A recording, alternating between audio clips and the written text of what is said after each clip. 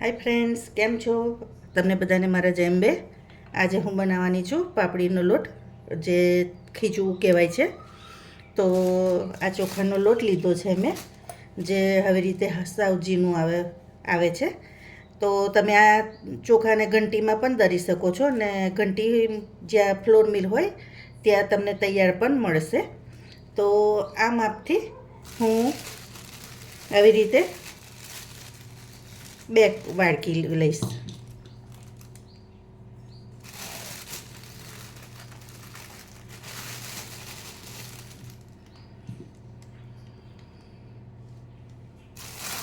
આટલો લોટ લઈશું.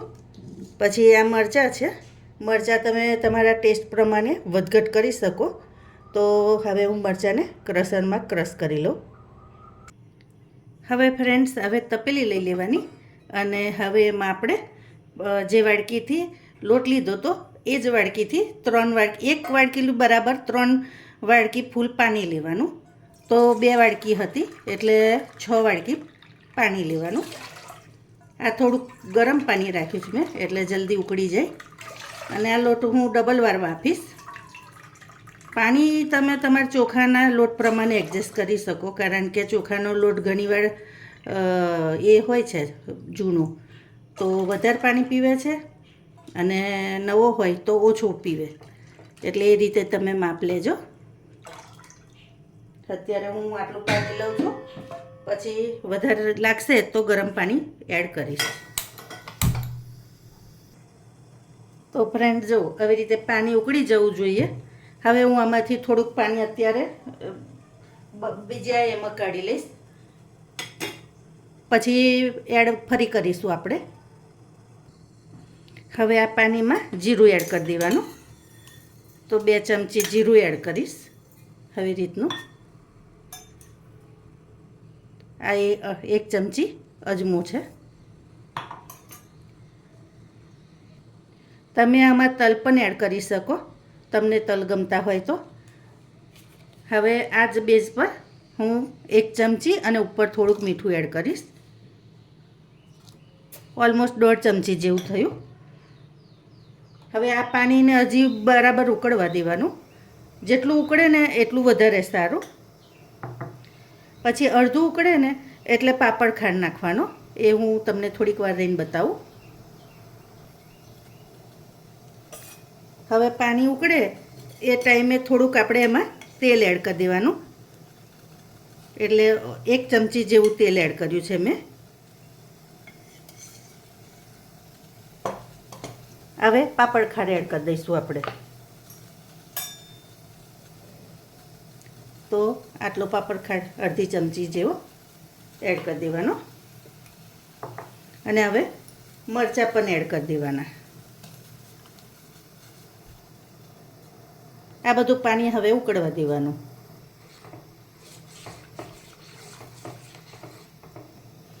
આ ટાઈમે તમારે પાણી પણ ચાખી લેવાનું. તમને મીઠું ઓછું લાગે તો થોડુંક એડ કરી દેવાનું. મેં ચાખ્યું બરાબર છે, એટલે હું હવે એડ નહીં કરું. હવે આપણે લોટ એડ કરીશું. તો થોડુંક આવી રીતે લોટ એડ કરતું જવાનું.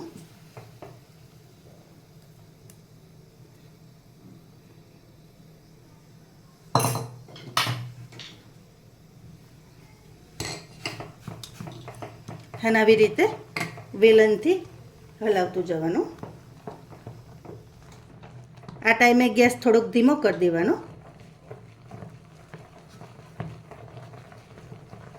મેં પેલું પાણી થોડુંક સાઈડ પર રાખ્યું હતું, એ પાણી હવે એડ કરીશ થોડુંક.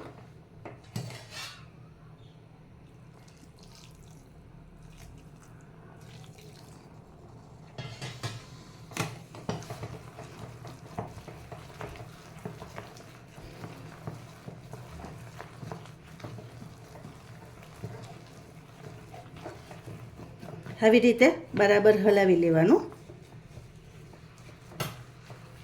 લોટ તમારે જોઈ લેવાનો નીચેથી કે કાચો, મતલબ સફેદ કોરો ના રહેવો જોઈએ.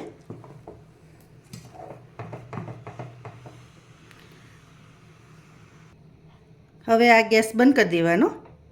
થોડીક વાર એને સિજાવા દઈશું. હવે આ બીજી તપેલી લીધી છે, એમાં નીચે પાણી રેડ્યું છે, થોડુંક ગરમ છે, અને ઉપર આવી રીતે જે કાણાવાળો ટોપો હોય એ મૂકી દેવાનો. હવે એમાં આપણે તેલ ચોપડી દઈશું પહેલાં.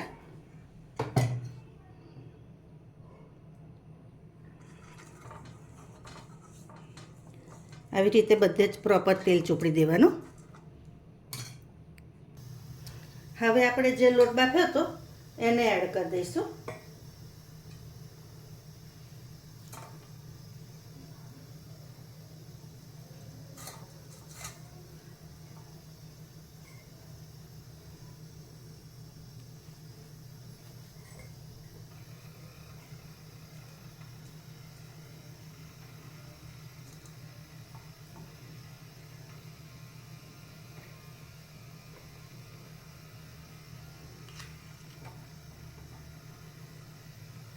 હવે એને ઢાંકી દઈશું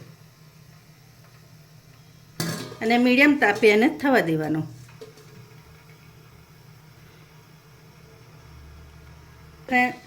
હવે ફ્રેન્ડ્સ, એક રીત તો તમે જોઈ કે આવી રીતે છૂટો બાફાઈ લોટ. હવે જો બહાર મળે છે વેચાતો, એવી રીતનો કરવો હોય તો આવી રીતે આ મેં થોડોક લોટને સાઈડ પર કાઢી લીધો, ઠંડો કર્યો છે એને થોડો, અને પછી એને આવી રીતે મસળી લેવાનો.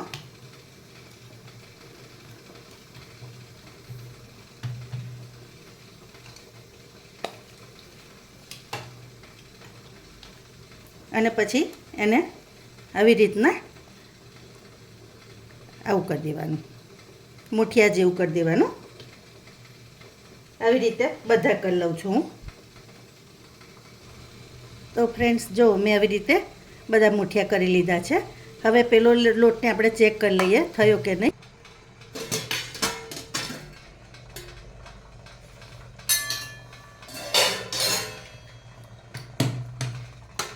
તો આપણો લોટ થઈ ગયો છે. હવે એને હું કાઢી લઈશ. હવે ફ્રેન્ડ્સ, આ જે મુઠિયા કર્યા હતા એ મૂકી દઈશું એને.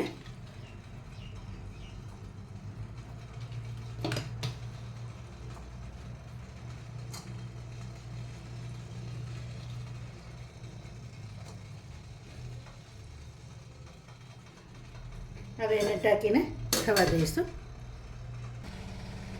તો ફ્રેન્ડ્સ, થઈ ગયા છે. હવે આપણે સર્વિંગ પ્લેટમાં લઈ લઈએ.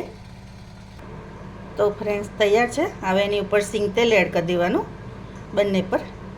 સિંગ તેલ તમારા ટેસ્ટ પ્રમાણે વધઘટ કરી શકો છો, પણ આમાં વધારે સારું લાગે છે. અને ઉપરથી અથાણાનો સંભારો એડ કરી દેવાનો. તો તૈયાર છે પાપડીનો લોટ. તો તમને મારી રેસીપી કેવી લાગી એ જરૂરથી કહેજો. લાઇક, શેર, સબસ્ક્રાઈબ કરજો. Thank you.